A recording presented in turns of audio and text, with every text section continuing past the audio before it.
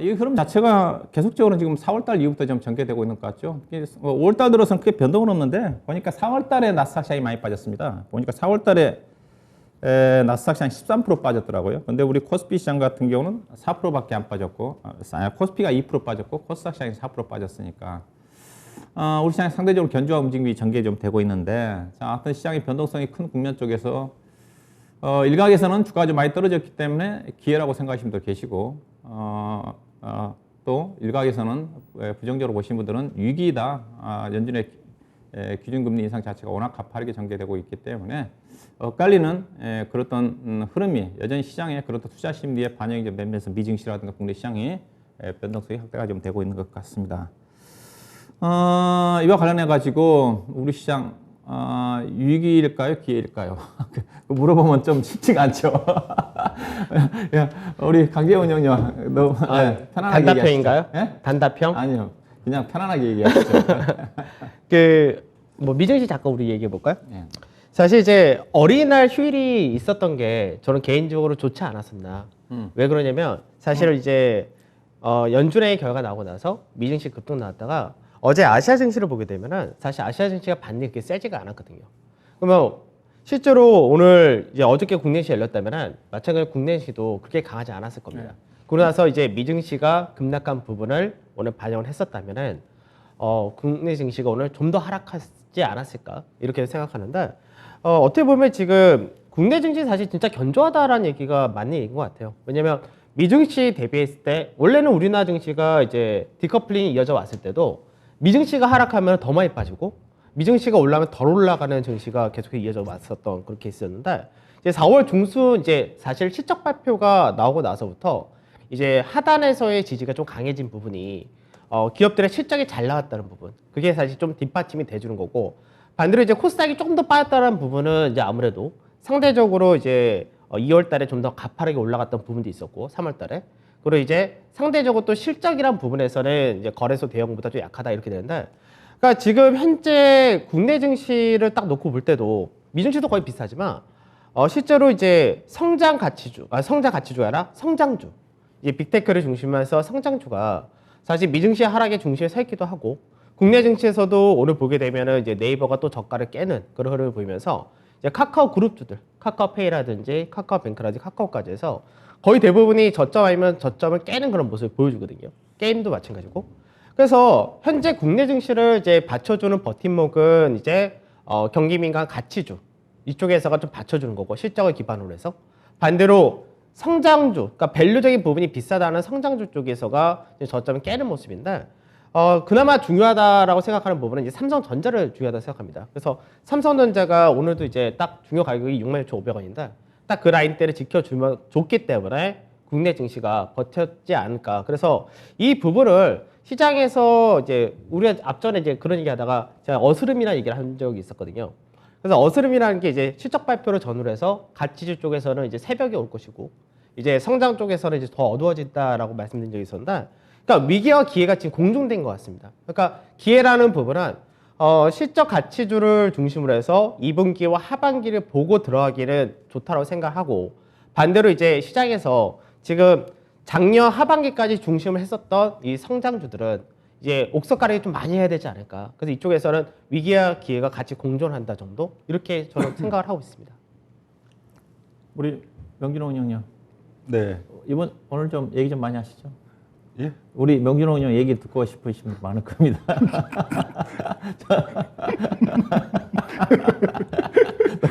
편안하게 얘기하시죠. 네, 네. 그 5월 달 이제 5월 초죠. 5월 6일이니까요. 예. 5월 달이 1년으로 그냥 월만 딱 놓고 보면은 5월 달이 주식 사야 되는 달인가 아니면 주식 팔아야 되는 달인가 놓고 보면 팔아야 되는 날이죠. 예전으로 따지면. 사야 되는 달이죠. 5월 달. 과거로 따지면 5월 달에 고점 아니었나요? 시기적으로? 5월. 강기훈 형님? 예. 작년도 6월 초가 고점이었던 것 같고요. 지금 아니 이제 편하게 얘기하라고 하고 시기적으로. 갑자기 저한테 오지. 아니, 그러니까 우리가 그러니까 증시 격언에서는 세린메이라고 얘기를 하지만 사실 이제 그것도 앞전에 연초부터 해서 3월달, 4월달까지 그러니까 예전에 강세가 나왔을 때 경우 세린메이고 예전에 그죠? 그래, 예전에 그랬을 그랬고 수 있으니까. 그리고 또 이제 시장 자체가 강세장으로 간다 했을 때는 강세 꾸준히 할 때는 오히려 세린메이라고 해서 빠질 때를 오히려 매수의 기회로 삼기도 하니까 사실 저는 그 세린메이라고 하면서 이제 뭐 한번 패고 가라 이런 용어는 별로 좀 그렇게 신뢰를 하진 않고 그냥 예전부터 그냥 항상 나왔던 얘기 정도. 그래서 사실 시장 자체가 그러잖아요. 지금 같은 시장도 아니고 매번 시장에서의 성격이라든지 흐름 자체가 다른데 굳이 5월 달에는 늘 샀다 팔았다 이건 별로 안 중요하지 않나. 아, 근데 그 제가 이제- 월로서의 딱 5월 월로스로 얘기 드리는 게 제- 아니고 그러니까. 예, 지금 현재 지금은 지금이 이제 저는 이제 과거를 2022년 얘기하셔서 5월이잖아요. 그러니까 이게- 올해 5월이 그러니까 올해 주식을 올해는- 팔아야 되는 달이냐 예. 사야 되는 달이냐 있어서 사야 되는 달이죠. 벌써 연초 이후에도 4개월 이상 주식이 지금 계속 빠졌고 미국도 그렇지만 뭐 한국도 어떻든 빠졌고 벌써 작년 8월 이제 대세 하락 시작하고도 벌써 몇 달이에요? 그럼 거의 한 11개월? 11개월 차 지금 조정 나오고 있는 시점이거든요.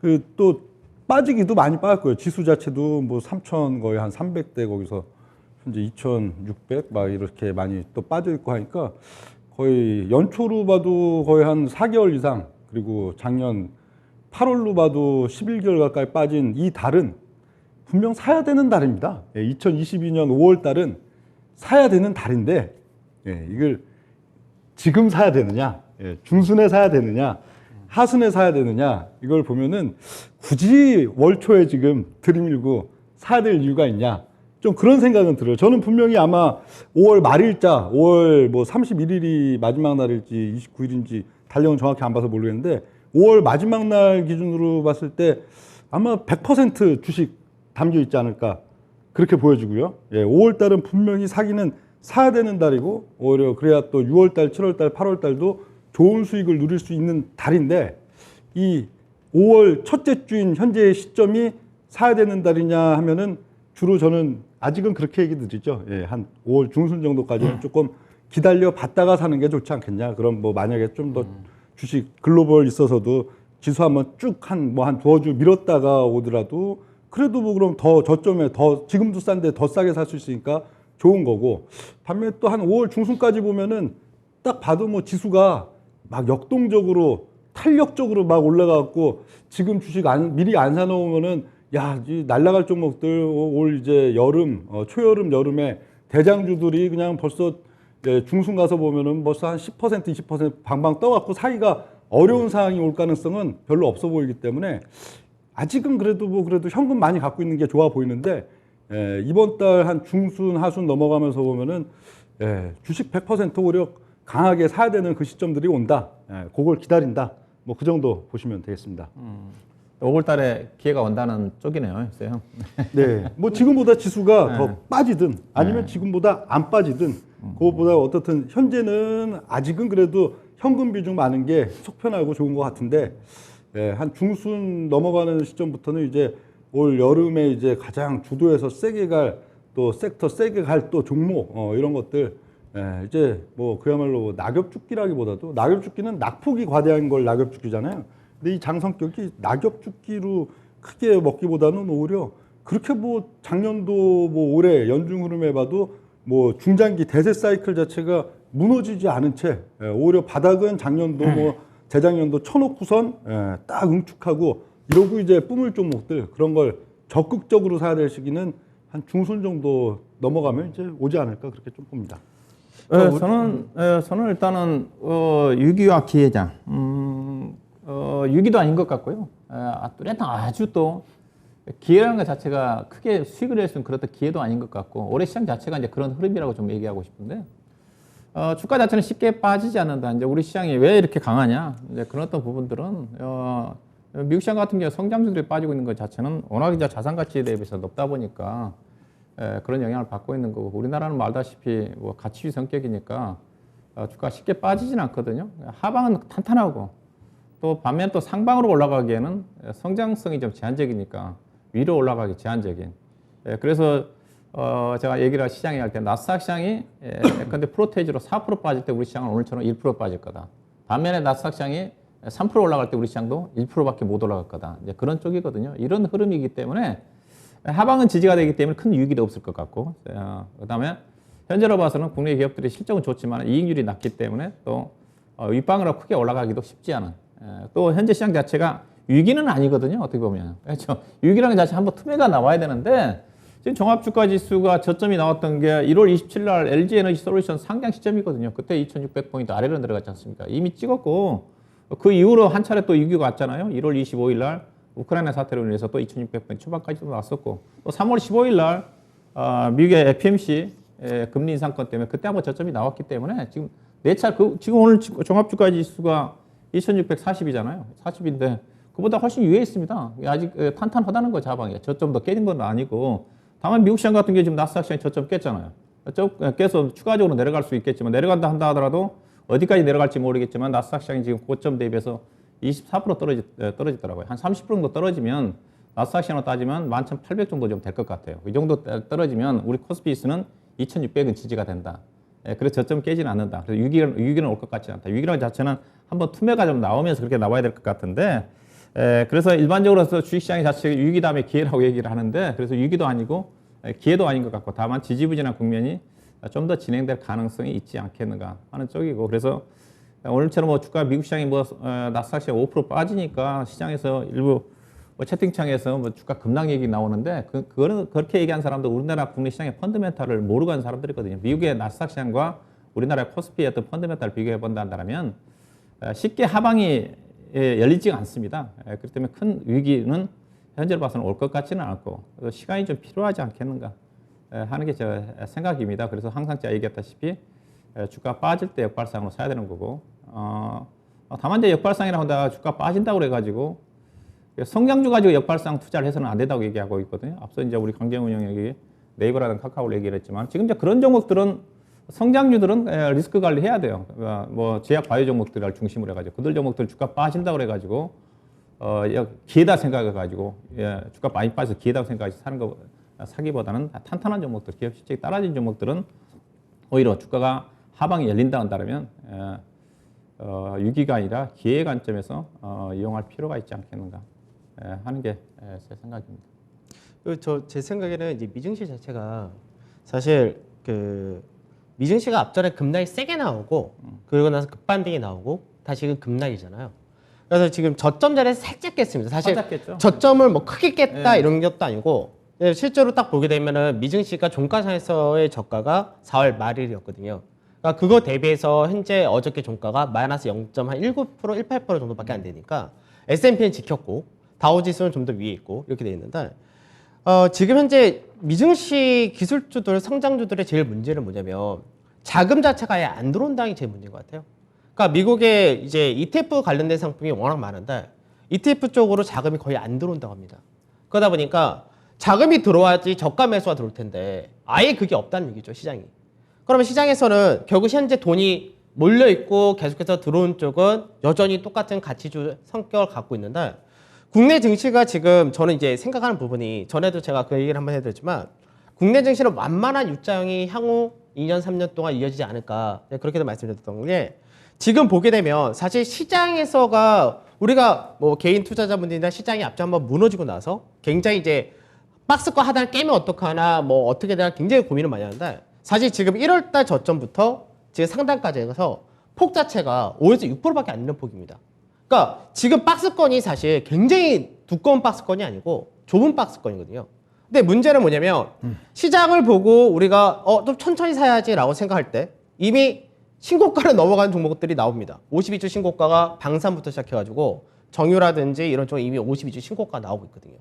그러니까 시장에서 지금 이제 성향 자체가 워낙에 극과 극으로 나눠진 시장이기 때문에 그래서 한편으로는 일부 시장을 볼 필요 없다라고도 얘기를 하지만 근데 시장을 안 본다는 건 말이 안 되는 소리고 그래서 시장에서의 색깔 자체를 우선은 알고 가야 될 것 같고 그래서 시장 자체가 이제 어느 정도 위로 가려면은 전체가 다 지금처럼 뭐 가치가 받친다, 성장이 하락한다 이렇게 해서는 시장 자체가 위로 가기가 굉장히 어렵기 때문에 타이밍이 어느 정도 딱 맞춰줘야 되고 확실하게 비중 자체가 지금 코스피 200을 보더라도 성장과 가치가 거의 반반 정도 되거든요. 그러니까 작년 말 올해 초까지는 성장이 훨씬 더 비중이 높았던 케이스였고 지금 반반 정도 되는데 여기서 이제 주도권을 한쪽에 갖고 가는 흐름이 나와주거나 아니면 전체적인 기술적 반등이 한번 나오거나 이래야지 시장 자체가 뭔가 그림이 좀 더 확실히 보여지지 않을까. 그렇기 때문에 지금 시장에서는 그냥 시장만 놓고 위기다 기회다 이렇게 하기보다는 제 생각에는 미증시도 가파른 급등이 나오기도 쉽지가 않은 구조니까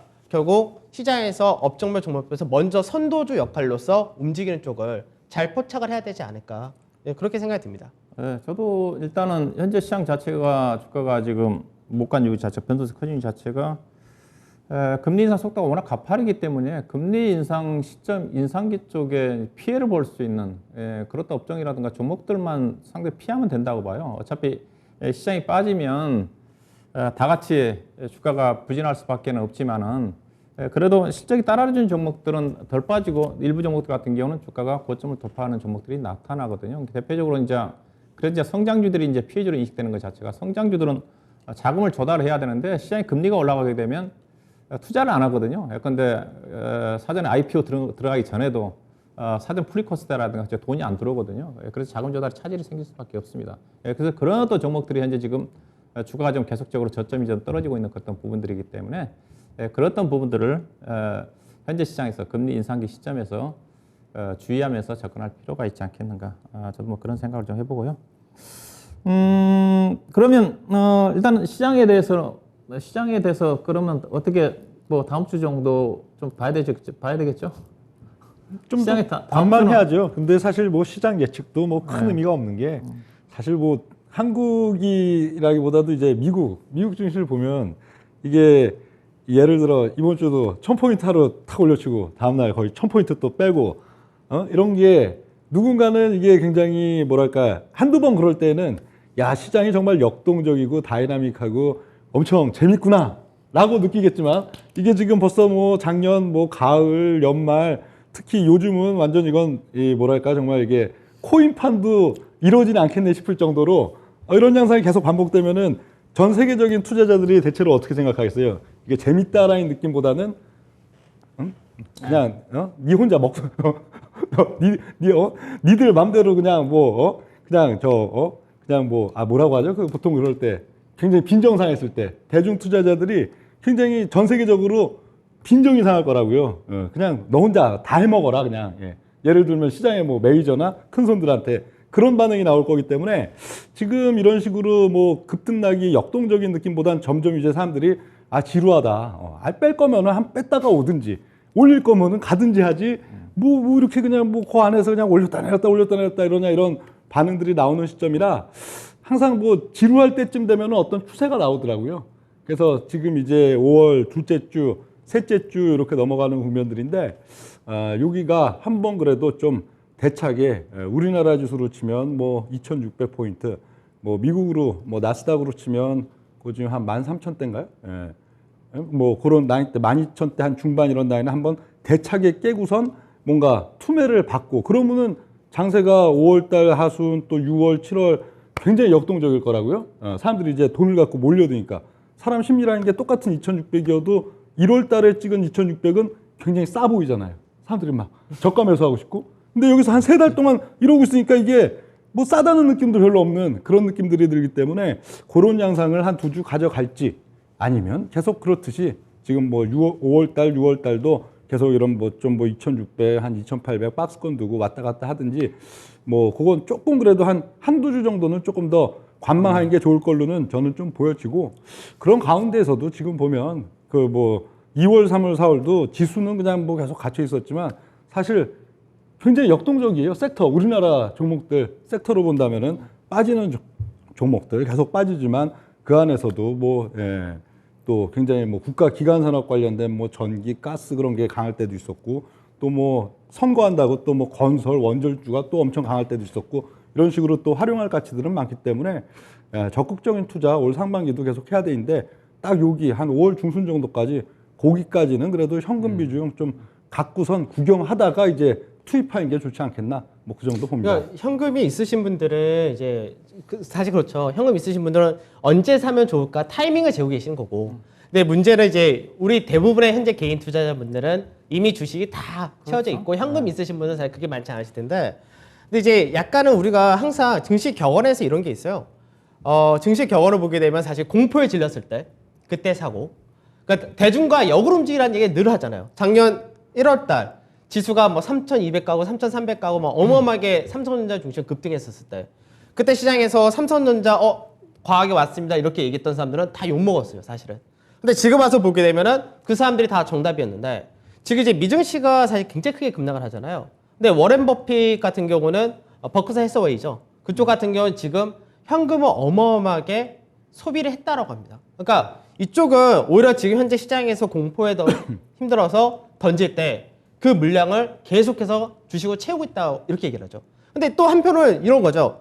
워렌 버핏의 우리 투자 성향을 보면 크게 빠지거나 위기다 했을 때 사실 사는데 투자하는 기간 자체가 최소 6개월, 1년 이상을 보고 투자하거든요.